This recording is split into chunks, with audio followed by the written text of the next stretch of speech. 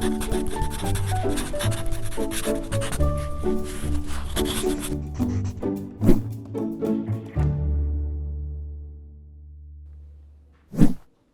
I'm Sarah Fry. Welcome to PaTTANpod. This segment is part of a multi-part episode featured at HELIX, the conference held annually to celebrate high expectations for students with low-incidence disabilities.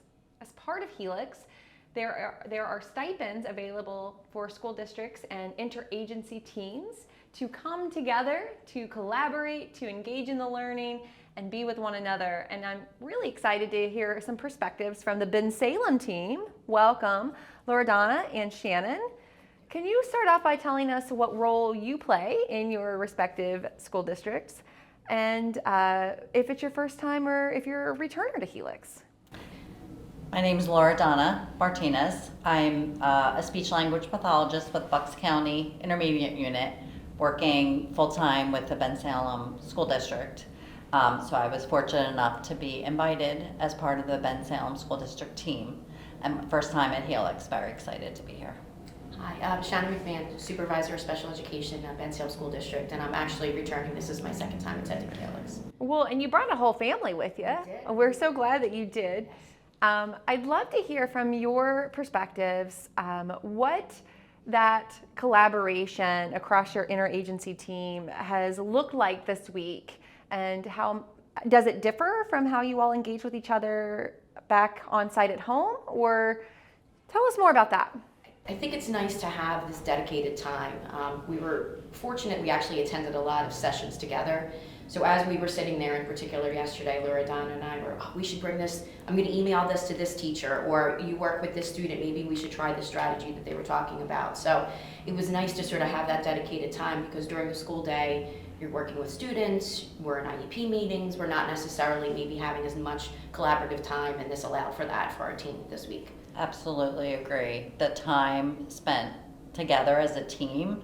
I'm also a bilingual speech pathologist, so there was a lot of cross between our other team members, and then being able to be next to each other and say, wow, look at this, I found this in this resource, this would be great for this student and this teacher, and maybe we could do like a PLC to bring like this information back to, hit like a bunch of teachers and students. So the nice thing about the HELIX conference is having that information and then being able to share it back. You capture that perfectly.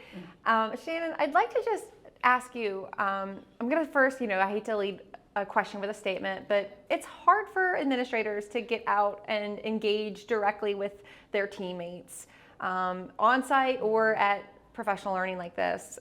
How, I guess, you fit this in, you made it work. You said you're a returner to HELIX. What makes HELIX what sets it apart? How is this like, I have to fit this in this year? Absolutely. I feel, and working in the field for over 25 years, I've always had a passion and really driven for that low incidence population, and making sure that our kids and our staff get the resources and the training that they need. I think, it was mentioned earlier that sometimes in a professional development day, you might only have 2 or 3 teachers at a high school that are working with a particular population versus 15 in a math department.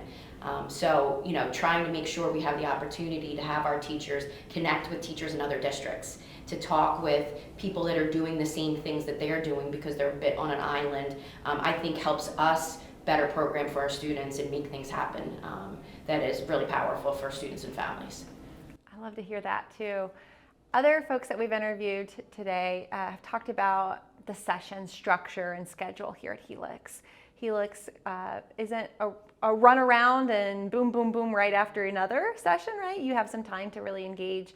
I'm wondering, from your perspective, being shoulder to shoulder next to your colleagues, engaging in something hands-on, what new ideas does that give you, or how does that kind of help you reimagine your role in that team? I mean, our team are strong collaborators. I think we've been together for several years, and I think we've seen what can happen when teams come together. And I think it kind of reignited a spark to kind of push it out, like to have more people like involved in our circle, and hopefully reach more families and more staff. And one of the big things that someone mentioned earlier is that like there's so much crossover, and UDL helps all learners, whether you have a low incidence disability or not. And so taking some of the information that we're using and like empowering other professionals to kind of look at things through a different lens, even though they may not be working with this population, like these strategies can be used with all students to kind of, education is rough sometimes, and we're tasked with like dealing with so many different kids, but some of the stuff that we're learning, most of the stuff that we're learning can be applied to all populations. So I think that's important.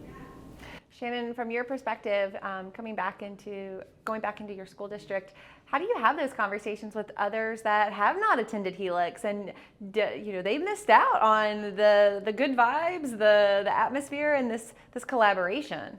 As the week's been progressing, I've already been thinking about, all right, who's my team for next year, right? I've been texting the supervisor at the elementary level. I think we should get a team from this building. So I think if we can bring back, we talked about, having a professional learning community, kind of showing those sparks that we can bring back to the building that hopefully catch fire, right? And then we can see that spread. So I'm already thinking, where's our spark next year? Where do we hopefully bring a team here next year that can also spark maybe a different area, so that we're kind of all connecting and that fire spreading throughout. And that's where my brain's been going all week as I've been here.